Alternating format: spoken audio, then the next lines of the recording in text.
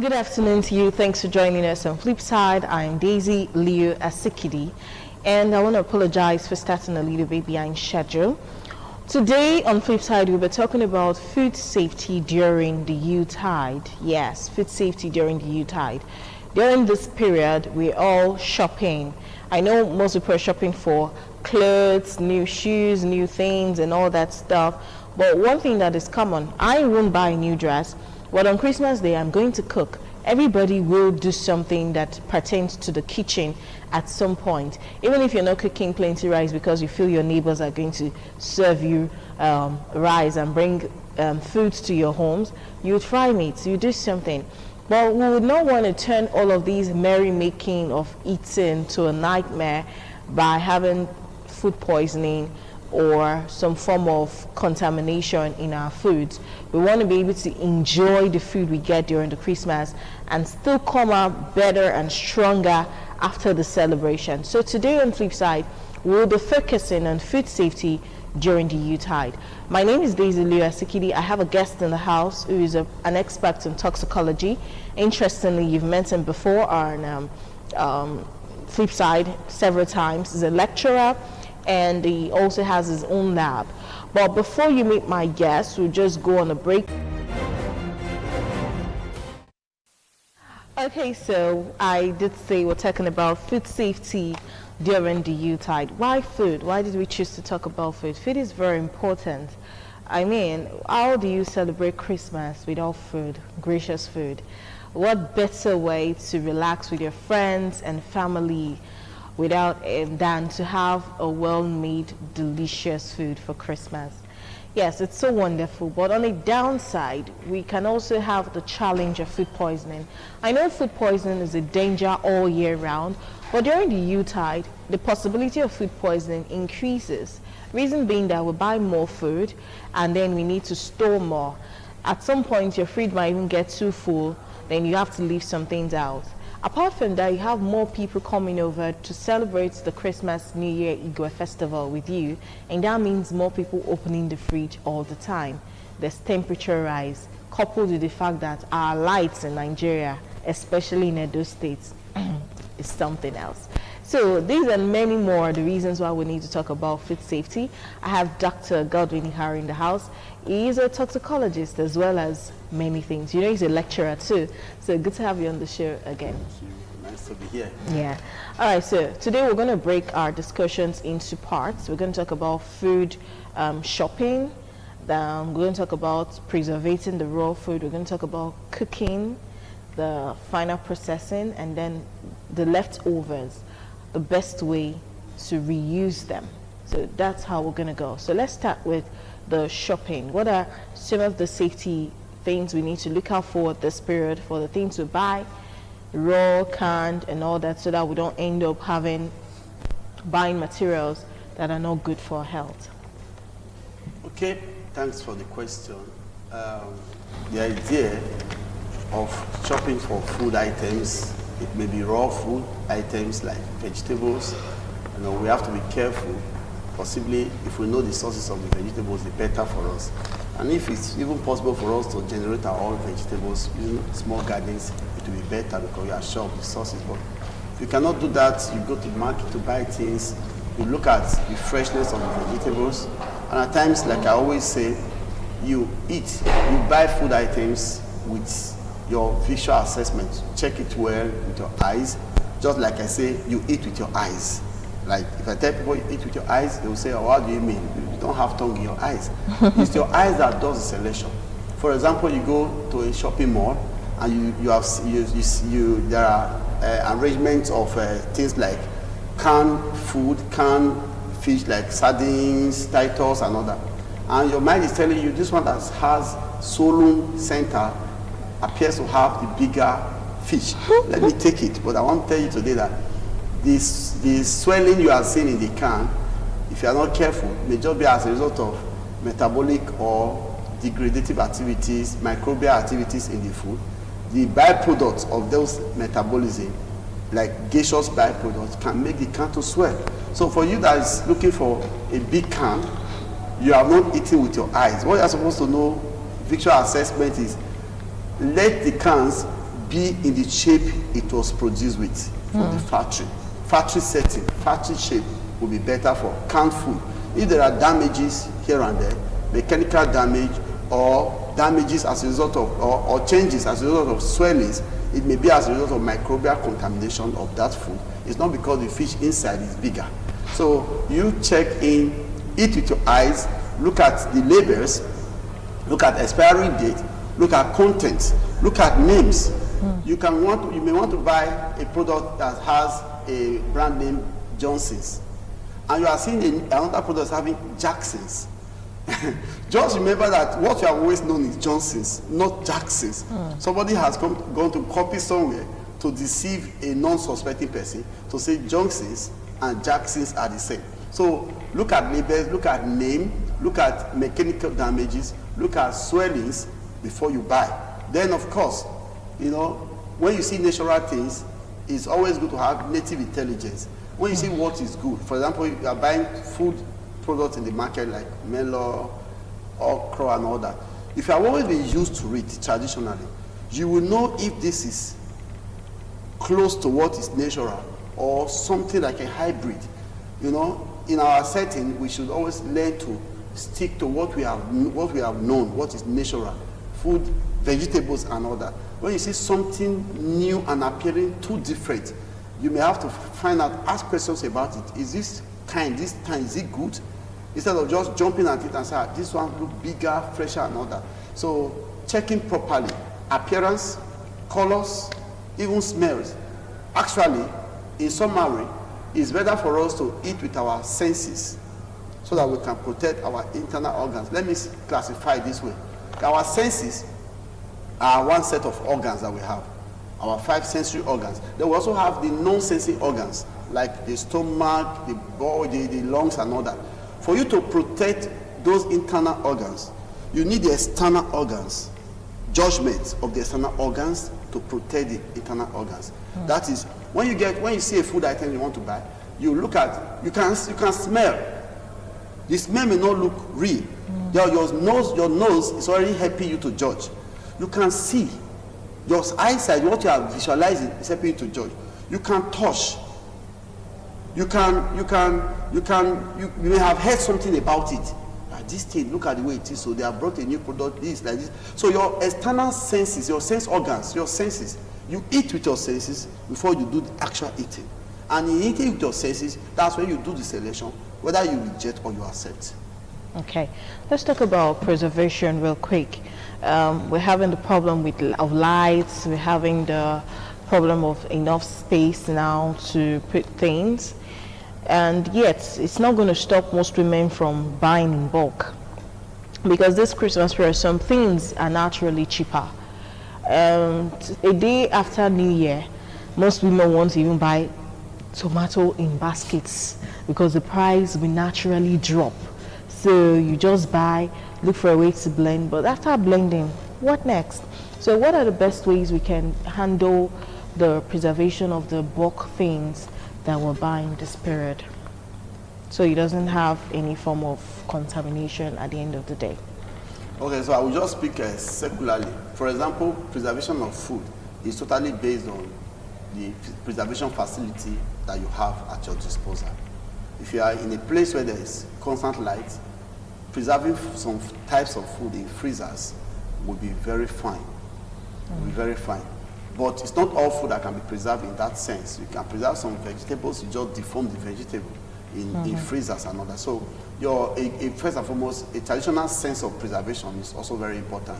How did our parents preserve their things? There are some ways you can preserve meat, even using your heater. So you may not even have oven. You can use your stove, you can use your gas, any source of heat. You can use to do some dressing and processing of meat, and such meat can be preserved for a longer time. For those that have modern facilities like inverter refrigerators, that live in areas where light is constant, refrigeration can be a good way to do it. Then of course, there are some things that you don't need to even preserve at all because they are being pre-preserved. For example, your beans, your rice, most of your content in rice has been so reduced that you don't need further preservation, you just store in a cool place. But for beans, a number of reports have shown that the beans that we have today have a lot of insecticides used to preserve them. So, well, you are not doing anything to preserve your beans, sort of, but the fact that you don't see weevils in beans today, you don't see some insect in beans today, you don't see degradation of beans quality, it's not because they are actually very safe. It may be because they have been preserved in the seller's way or in the farmer's way, which may not be recommended preservation means. Using insecticide to preserve beans or using spraying sniper on fish, dried fish, is not recommended at all. But I can tell you that we are living with all of this in our present society.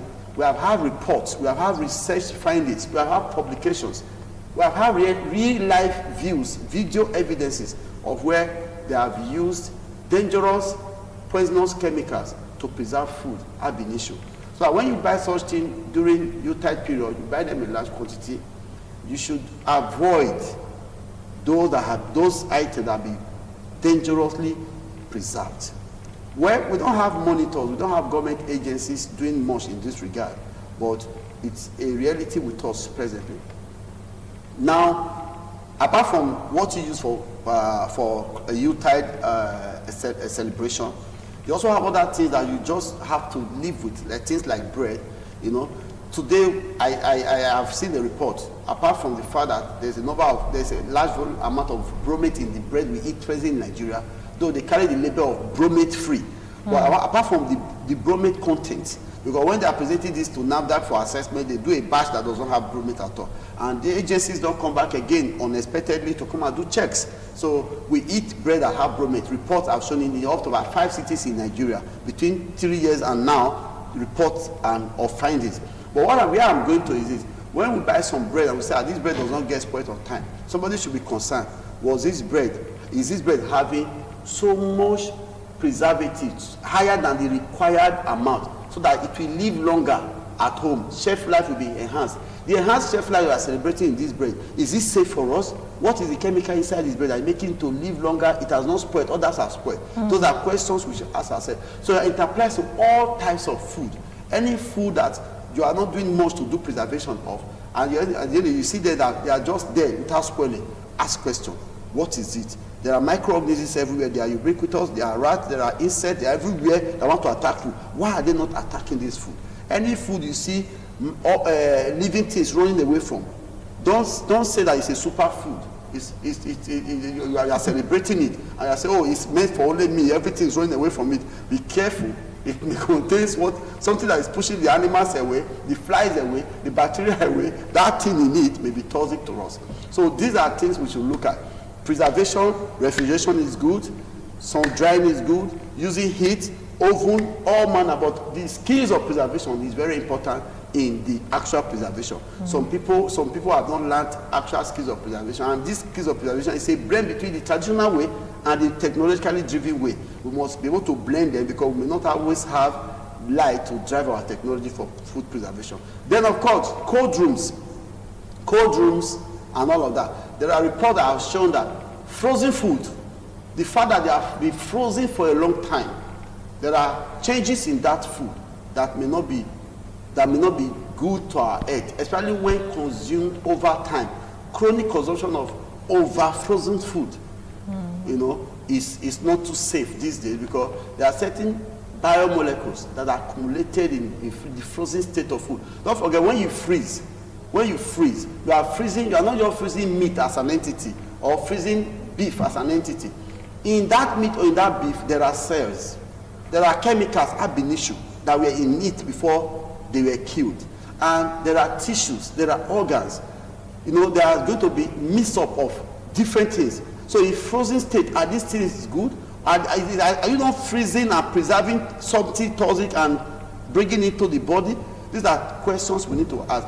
And of course, all of these questions, how do we get the answer? Through research, through findings, and of course through government agencies, Standard Organization of Nigeria, NAFDAC, Ministry of Health. I know a number of things.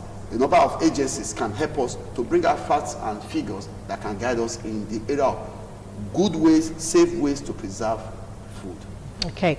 All right, the program is Fifth Side you're watching, and we're talking about food safety during the Yelutide. We still have a long way to go. I told you that we're grading what we're talking about into 4 categories. We're talking about shopping, we're talking about preservation of the natural food, and we're talking about the processing of the food itself. And after the whole celebration, there will be leftovers. How best should you preserve your leftovers so you can reuse them? Are there some you shouldn't reuse? At what point you've done the reusing, you say no, this one don't do, and all of that stuff. But before we go further with more discussions, we have a documentary on food, and I promised we're going to play it every Wednesday till maybe second week of January, where I'm sure schools have resumed, all of the dinner parties have reduced, and every engagement that really requires eating in amongst crowd would have reduced. But for now, we just have the documentary on food, so you learn proper table manners and not embarrass your generation by not knowing how to comport yourself during a dinner or a company gathering this Yelutide. We'll have that one quickly. Food is commonly used to nourish and entertain guests. During interviews, dinner parties, Christmas celebrations, Igwe festivals, wedding parties, Valentine dinner, and all kinds of events, food gets served. It is one thing to get served and begin to eat like a glutton, and it is another to eat and get admiration from those around. And so, proper table manners are needed for our formal and informal dates. Table manner rules are not complicated, and most importantly, they will help you make a great impression at your next meal. Especially for formal dates or business dinners, immediately you sit at the table. Make good use of your napkin. Your napkin is not a serviette paper. It is big, wide, and thick. Place your napkin on your lap. Immediately upon sitting down, unfold it while it's in your lap. And if you want to get up, pick up your napkin from your laps, fold it back, and put it on your table before you leave. If you're hosted in a restaurant, you are expected to order for your food. Now, order something simple and familiar. Study the menu thoroughly before you order, so you don't order what the restaurant don't serve. To show you're ready to order, close your menu, place it on the table, and the waiter will come to you. Don't yell for the waiter like you're at the bus stop. But if it's not a restaurant you're being hosted, maybe a family house, you might not have much choice as to what you want to be served. But try to eat whatever they serve you. Have a taste of everything placed in front of you. And for difficult foods like spaghetti, which is a common food in many homes, you need to learn how to eat spaghetti perfectly. Now, this is how you eat spaghetti. Once your spaghetti is served, don't twirl with the support of your spoon. Always use your fork only. Never cut the thread of your pasta with a knife. And once it gets into your mouth, chew. Don't slop like. Keep the fork in a vertical position. Put the prongs down against the rim and twirl. Rotate the fork in a clockwise direction and lift. Don't overload your fork so you can neatly put everything in your mouth. And now that you've learned how to eat spaghetti, sometimes we eat and get inconveniences like burn, onion, or we just have unwanted food in our mouth and we want to take it out. Unwanted food is removed from the mouth in the manner in which it is put into the mouth. Food put into the mouth with a utensil is removed with that same utensil. Meanwhile, foods eaten with the fingers, if you must remove unwanted food from such, you would also remove them with your fingers. We all know talking while eating is inevitable. So, if you have more than a few words to say, don't speak with your mouth full. Swallow your food. Rest your fork on your plate and speak before you resume eating. Don't gesture with a knife or the fork in your hands while you talk. It is not a battlefield. And also, don't drink with your mouth full. To avoid leaving food on the rim of the vessels, make sure the mouth is free of food and blot the lips with a napkin before taking a sip of your beverage. And now, about beverages and liquids we take at the table. We have different types of wine and different bottles, glasses for them. About wines, enjoy your wine when you're served. Don't rush it once it's poured into the proper glass. Instead, it is time for you to evaluate and enjoy the wine. Evaluating wines involve 4 basic steps: looking at it, swirling it, smelling it, and tasting it. Hold the wine glass up against a white background, such as a napkin or a tablecloth, preferably white, or ensure that the wine glass you're served with is a transparent wine glass so you can see the color of the wine. Red wines should range in color from deep purple to brick red, while white wines should range in color from lemon gold to golden amber. And after you've examined the color, you swirl your wine in your wine glass to aerate it. While you're done with that, you smell the wine. Put your nose in the glass and take a deep breath. Older wines should have softer aromas than younger ones. And then you taste. To taste the wine, fill your mouth about half full and softly swish the wine around before you swallow. There are different wine glasses for different wines. Watch and learn. This is the first wine glass. It is short and very small. Use it during cocktail parties. In this wine glass is the champagne flute. It is narrow at the top to allow the bubbles from the wine come up, and you can see the sparkling clarity of the wine. We also have the white wine bottle. It is wider than the champagne glass, but not as wide as the red wine glass. This white wine glass is very portable. We also have this glass for red wine. The red wine glass can come in 2 shapes. It could be a bit round like the white wine glass, but definitely wider, or it could come in this triangular shape.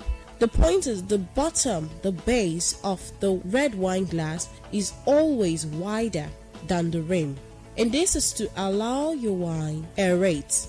You do not hold the wine at the base so that the heat from your hand doesn't alter the taste. You hold the wine glass at the stem. Utensil etiquette is also very important. In most situations, where so much cutleries are arranged on the table, use the outside-in rule to tell which fork, knife, or spoon to use at the dinner table. Start with the cutlery farthest from you and gently work your way in. And if you drop a utensil, pick it up yourself and ask for the waiter to replace it. Don't clean and use it again. But if you cannot reach it, inform the waiter and ask for a replacement. Don't stand up from your chair to go pick up a fallen cutlery. It is wrong.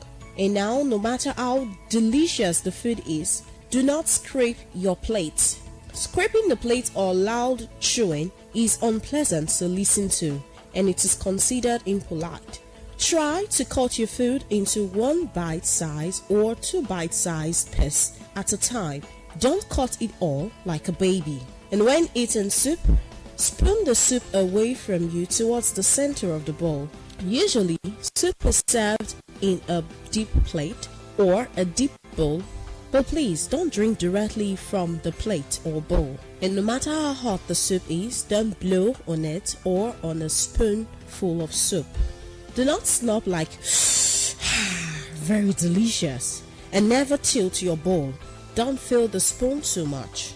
Hold the spoon by resting the end of the handle on your middle finger with your thumb on top of it. And now, what you must do is fill your spoon by moving it away from you so it doesn't spill on your dress. Fill only 2/3 of your spoon with soup. Then sip from the side of the spoon quietly. When the soup is over, leave the spoon in the bowl, not on the table. In this era of electronics, please turn off or silence all electronic devices before entering the restaurant. If you forgot to turn off your cell phone and it rings, immediately turn it off. Do not answer the call. Do not text and do not browse the internet at the table. Be polite at the table. A simple "excuse me, please, I'll be right back" can do a lot for you. Do not leave the table without a word. Always be excused before you leave. When sneezing or coughing at the table is unavoidable, just cover your nose or mouth with a napkin and proceed as quietly as possible with the sneeze or the cough. Except in an emergency, where you need to blow your nose, please don't use the napkin to blow your nose. Excuse yourself, leave the table, and use an handkerchief instead.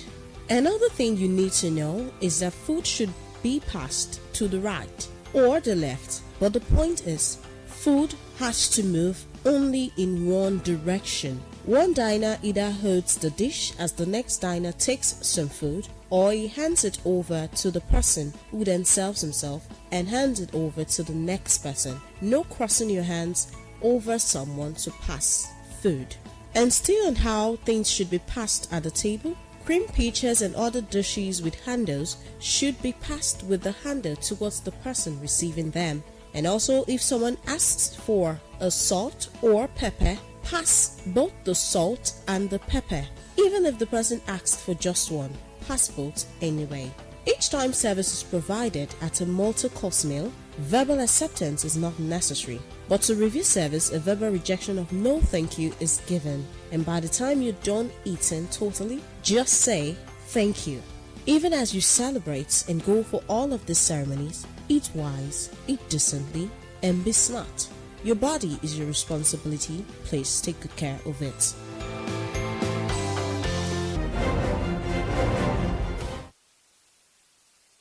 At flip side, we're talking about food safety during the Yelutide. We've dealt with food shopping safely, things to look out for.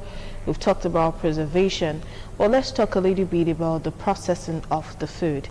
Then while we were off camera, we talked a little bit about food fraud. In fact, that word food fraud is new to me, but I think it's really important that I share what I learned off camera. So we seem to be having lots of cancer cases reported, all sorts of cancer, and lots of fake products in the market, and it seemed like NAFDAC is not doing enough, Standard Organization is not doing enough. So let's talk a little bit about food fraud, what it means and what can be done to quickly curb it so that all the dangers that comes from it will be reduced. Okay, food fraud is a concept in food processing and preservation or food production, where the food item that is disclosed is different from what is in the content. It has to do with fraudulent labeling, fraudulent disclosure of food content, fraudulent or non-disclosure of a bad food content. For example, if you have a toxic substance in food as a result of contamination during the production process, it ought to be known. For example, if you are putting a Titus fish in a kind of oil, like if the oil contains omega-H3 and you are now saying it contains omega-H3, another person produces the same Titus and discloses that it contains omega-H3 or some vitamins. At the end of the day, when you take that material to the lab or to anywhere in the world for assessment, you discover that it was not even the oil, for example, that was disclosed that is there. Somebody can use a simple groundnut oil and package it and say this oil is another type of oil, is friendly to the heart, friendly to the kidney, friendly to the eyes. All of those over assertions, all of those statements put on food to make the commercial value increase. If they are not real as proclaimed, that is food fraud. Now it's more dangerous for children. For example, you can do a food formulation, say this is natural milk containing such and such vitamins, and later find out that this just is an industrial formulation of a milk-like content, and you package it and you sell it, and parents buy this food and give it to their children. That you can go to any hospital in Nigeria, teaching hospital, you can see that some people who are 12 years old already have kidney failure. Why? 12 years old having kidney failure. Okay, food like Indomie, for example, you are prepared it and you are packaged noodles. Like noodles, generally noodles. And the chemicals used to preserve these things are not disclosed. Or they are used to preserve them in quantity that are higher than what government regulatory agencies are permitted. That's food fraud. Food fraud. For example, in bread, you have put there that this bread is bromate-free. And somebody takes that bread to the lab. Or you say, okay, Nigerian labs are not, let's take it to a lab abroad. And they discover that your bromate in the bread is higher than what NAFDAC and other regulatory agencies have permitted, maybe 0.02 milligram per kg of bread. That's what they permitted. Don't use at all. But if you must use, let it be this, so that before the effect will be known in human body, it will take a long time, or it will not be pronounced at all. And you have decided to use extra bromate quantities because it's cheaper for you to use rather than buying another kind of bread enhancer. You are using that bromate in higher quantity, and you put on your label, say this bread is bromate free. Oh, that is food fraud. So food fraud exists with us everywhere, where contents that are toxic are in food and they are not disclosed, or what is said to be in that food is not what is there. Food fraud. You see around Benobati say something fortified with vitamin A, C, and E, and you go and test, simple test, complex test. There's nothing like vitamin A, nothing like vitamin C. Those are just fraudulent practices in food packaging and food production, and all of these are food fraud. If we do a forensics in Nigeria of finding out the level of food fraud, a number of us will run away from different type of things and celebrate and eat. Food fraud is real and it's with us, and it's responsible for a number of things that unknowingly we take into our body, and we now begin to see some terrible observations in terms of developing prevalence of some types of illness or sicknesses. So that's it. Okay. All right, now let's talk about the cooking of our food. In the process of cooking food, it's possible to have the food contaminated. I read somewhere, let me use the turkey. Outside of Nigeria, when it's Christmas, Thanksgiving, they use a turkey to celebrate these events. Right here, we kill goats. 10 people will buy one car and share. We do all kinds of stuff. But there, it's more common to buy a turkey. Now, I read somewhere that it's better when you want to use a frozen poultry and in the oven, there's no need to rinse. You just put it there, stuff it, and just go ahead and grill, and you're good to go. So how safe is that process? Because we also buy frozen food here. So are you saying we should not rinse, we should just put in the oven? Well, it appears smoother to take it off the package and season it and put in the oven, because the oven will not be water friendly. It will take much to cleanse off the water, to dry off the water before it start processing, grilling the food and all that. For in an environment where food safety standards are well adhered to, like in the UK, in the Americas, you could do that, because periodically there are checks. Okay, let me put it this way. Have you ever heard that if the bread has not gotten spoiled by way of visual assessment, have you ever heard that bread has expiry date? Has somebody ever told you in a bread shop, say, don't buy this one, it's expired? But in the UK, I saw shops, Tesco's to be precise, keeping some bread aside and say these ones have expired. And when it's going to expire, if it used to be 30 pence, it can go to 10 pence, like a day two. So you see our people, predominantly black people, going to quickly buy many of those loaves because it's going to expire. They are reducing by like 60% of the cost. Now that's a shop that's responsible. That's a country where safety standards are taken seriously. They may not be perfect, but somebody telling you this product will expire. By the time it's the actual expiry date, you remove it, they will not even sell it to any human again. They can take it off for disposal. But look at where we are. In such a country, you could try to take your turkey or your chicken and all that, bring it out and start processing for feeding, for eating, or for cooking immediately. But if you try that in Nigeria, after you have eaten that in a number of years, you may come to discover that chicken that you do not rinse with salt and water or with warm water and all that, and you keep eating like that, you have ended up taking doses of maybe Gamale 20 that was used to preserve it and all that. So in our climate, in our own environment, our situation, let us not try it. Whatever we buy, let us do wash properly. Can I tell you that some fruits like cabbage and all that we just eat, do you know that some microorganisms can be in those peels of cabbage, for example? Some microorganisms can penetrate food. It may not be bacteria or virus, it may be parasites. They penetrate, and if you go and do assessments have been done of some vegetables where some parasitic organisms were found live in the vegetable. Now, that is the essence of rinsing and maintenance of any food you buy from the market, because our regulations are poor. Adherence to safety standard is low. So please, as Nigerians living in this environment, anything we buy, let us technically, traditionally do maintenance, rinsing with warm water, rinsing with salted water, and all that. They are all important procedures. Peeling off the externals, so that the internal will appear safer, because the external part have covered, protected the internal part. They are very, very important. Okay. Very important. All right, still on cooking. We have this thing women do a lot, reusing our oils. So maybe with fried fish this Christmas, that oil is plenty. We just keep it. When it's New Year, we bring it out and use the fried chicken. So how safe is reusing of oil? Or if it's safe enough, at what point will it become unsafe, if that ever can exist? Well, oil, the use of oil, we have two concepts there. Let me look at palm oil, for example. Okay. We have two concepts. Oil that has not been tampered with it, heated and all that, you are sure of the micronutrients in the oil, they are intact. Vitamin A, D, and other vitamins in the oil, they are more intact.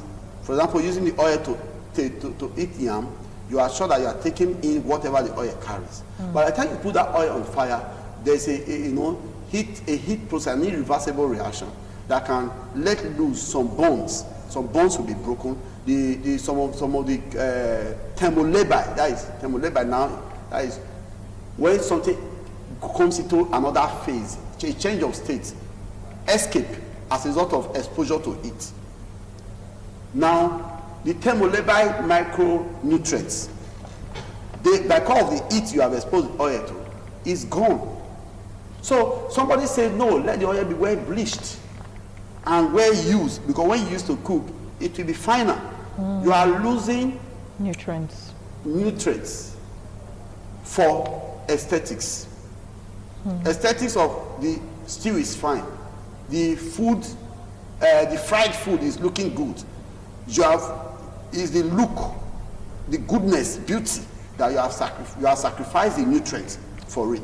So overuse of oil, I can assure you that most of the nutrients that the oil had carried in its original state had been destroyed, had been removed by constant exposure to it. What you are just seeing there, some fragments of fats, molecules that are even not safe for the body. So the overuse of oil causes loss of nutrition. Bleaching it and getting it stored up as a bleached oil, and you are overusing it, it may look fine, may present for you fried products that are finer, but the cruder, in quotes, it is, the more nutritious it will be. Okay. All right, and still on this, I'll talk about food allergies and food intolerance. I have an allergic reaction to insecticides, but I don't know yet if I have an allergic reaction to food. And it's not all insecticides. Luckily for me, I've been able to identify some that I'm really allergic to, and when the allergy comes, it's really insane. When I started having that intolerance to a particular pesticide, I didn't even know that was the cause.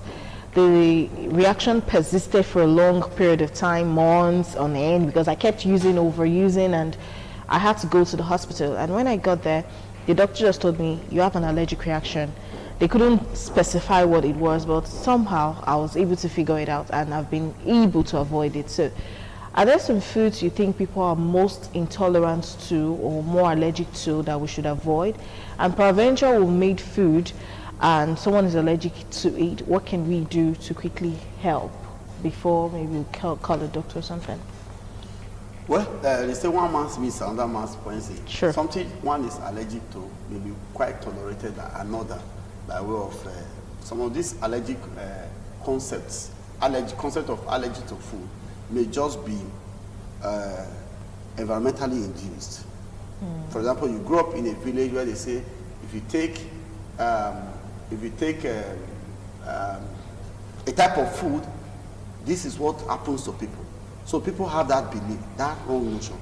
By the time that person breaks out of that environment and goes to another environment, and the person has that preconceived mindset that this kind of food now really causes this kind of thing, and if he just takes it, it may just be responding to it, because man is a dynamic being. We are not just controlled by biology, we are also controlled by our belief system. So at the end of the day, it may just be as a result of traditional belief about a kind of food. Whereas such allergy may also be as a result of, psychology. Nobody told you anything about the food. You don't just like it. If I take this food, I feel I will vomit. I feel I will throw up. And truly, before you know it, you just take a little dose of the food. You by yourself, you are just like, I'm going to vomit, and you start vomiting. So psychology. Then of course, others are purely biological and genetic. There are some types of concepts in biology where someone is genetically allergic to a type of food or something.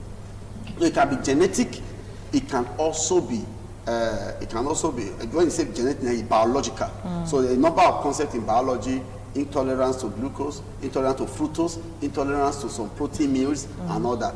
These are biologically backed up by way of simple genetic or pathological situation that leads to it. Then for things like insecticide and all that, there are some things you take in, depending on the dose. Everything is poisonous. Nothing is without a poison. It is those that makes it poison. That's Paracelsus, basic theory of principle of toxicology. There are some exposures you have. It may be gaseous, insecticide and all that. You will not feel anything. But by the time it comes to a certain level, it will take someone who is highly resistant to bear it. So generally, before you can say you are unique, such exposure, such dose of insecticide or gaseous, something that you have exposed to, must have been exposed to like 20 people, and you are the only one that is reacting. That's when you can say, oh, I am.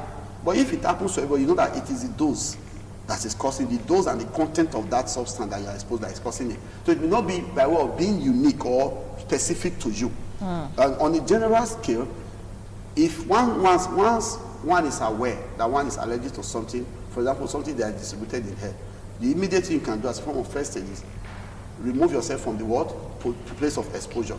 Try to get as much free hair, safe hair, sanitized hair as possible. Breathe in as often as you can.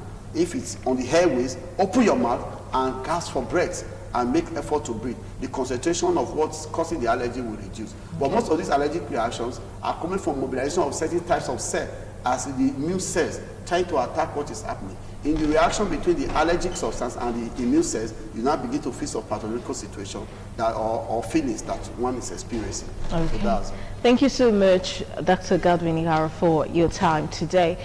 There is a particular question I didn't ask him because I talked about reuse of leftover. So we're going to get that answer. And in our flip side next week, we'll look for a segment and put it there. The use of styrofoam cups, Ziploc bags, reusing them, because we're going to use a lot of those this period for our celebration. But for everyone who's watched, I want to say thank you for your time, and those who missed out on any part of the show, you're still in luck. You can get the complete video on YouTube and catch up on any part you've missed out from. But we must be safe and eat foods that are contamination free as much as we can this Yelutide. I'm Daisy Leo Asikidi. Have yourself a fantastic day.